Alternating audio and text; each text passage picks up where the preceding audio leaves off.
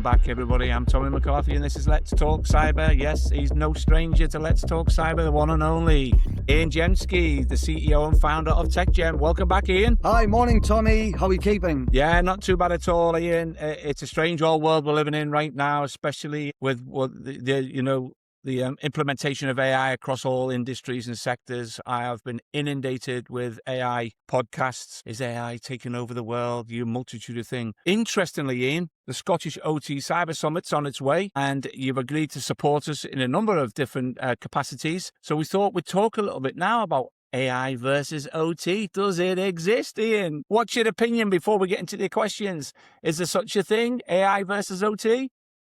Yeah, absolutely. You kind of touched on it right at the beginning there, that AI is in use all over the place. We're using it on a day-to-day basis within our business for all sorts of different business processes. And that's no different on the plant floors, on the storage terminals, these OT environments. AI tools are being used day in and day out to help productivity, to solve problems.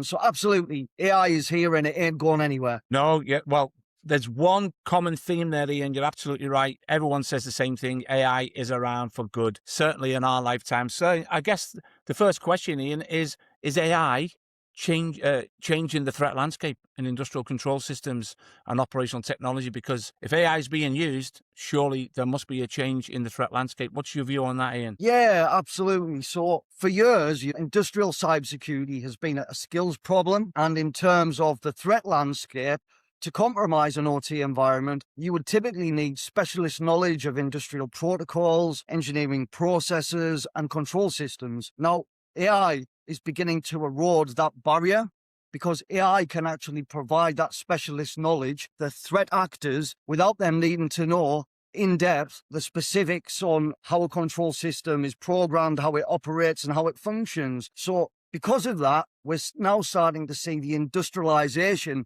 of cyber attacks.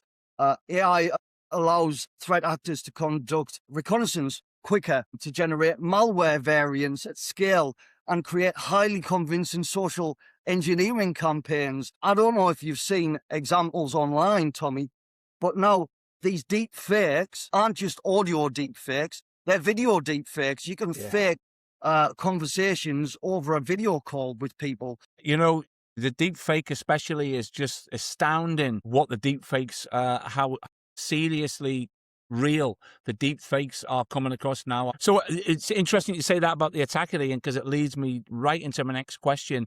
What's the most realistic way that an attacker would use AI to compromise not just an OT environment, but an ICS environment?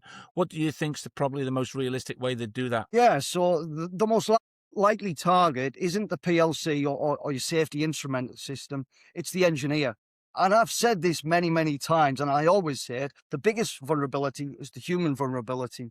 AI is making phishing, impersonation, and social engineering incredibly convincing. Attackers can analyze publicly available information, understand an organization's structure, and generate messages so they look like they come from a trusted colleague, a supplier, or a manager. And so my view is that the future battleground isn't machine versus machine per se, it's trust versus deception. And AI is making deception far more effective. Yeah, interesting. Trust versus deception. That's a good analogy, that, Ian. Might have to steal that one myself. So then I guess what should industrial organizations be doing now then, Ian, to defend against AI-enabled cyber threats? Because it's all right saying, yeah, we've identified them. Well, what should they be doing about it? Yeah, I guess there's a couple of points here. Whilst attackers are using AI as part of their toolkit, also, cybersecurity platforms are integrating AI for defensive mechanisms. So looking into and utilizing those technologies that you may already have. And where AI is available, building them into your defensive capabilities is absolutely key. But I think, the answer isn't some miracle technology. I think organizations need to double down on cybersecurity fundamentals, Tommy. Yeah. Strong identity management, network segmentation, secure remote access, rigorous change control, and continuous security monitoring. they're as relevant as they've ever been. And frameworks such as IEC 62443 provide a solid foundation because they're designed around resilience rather than to specific threats. And I think that's key, is business resilience. And AI is going to continue to evolve.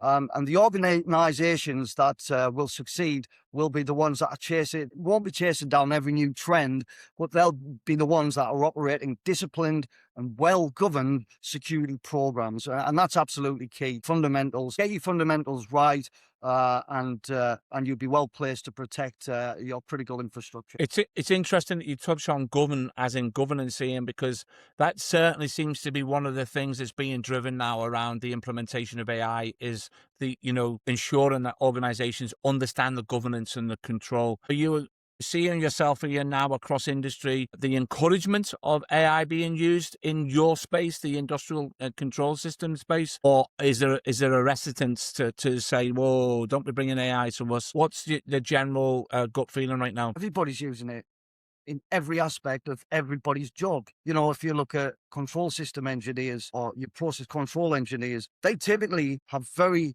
stressful and complicated jobs to carry out. And a lot of those activities that they need to carry out involve troubleshooting, plant upsets, and people are using AI to understand issues and help them to solve those technical challenges, engineering challenges. And I think as part of that, people are using AI, but that potentially is sharing. They are potentially sharing what could be sensitive information with publicly accessible models, and having the right and necessary governance in place within an organization to protect that is absolutely key. I was actually, and this is on a separate topic, I was actually having a discussion with our marketing agency a week or two ago around search engine optimization. Well, actually, they're still talking about search engine optimization, but now the discussion is around large language model search optimization, because people are interacting with models to get information. Now you can do that for good, i.e. trying to fix an issue. But if the model has that information, is it available to a potentially bad threat actor who could use that information as part of an attack? So those are absolutely key things that organizations need to take into account. Yeah, there's no question, Ian. The whole landscape of how we communicate now online is definitely changing as a result of AI. Well, Ian, we could go on forever, as you well know. 4 weeks today, you'll be here in Aberdeen supporting the Scottish OT Cyber Summit. Machine versus machine. Ian, you've got something unusual in store for the audience, so we're looking forward to that. Ian Gemski, CEO of TechGem. For now, thank you so much for joining me on Let's Talk Cyber. Thanks, Tommy. Take care.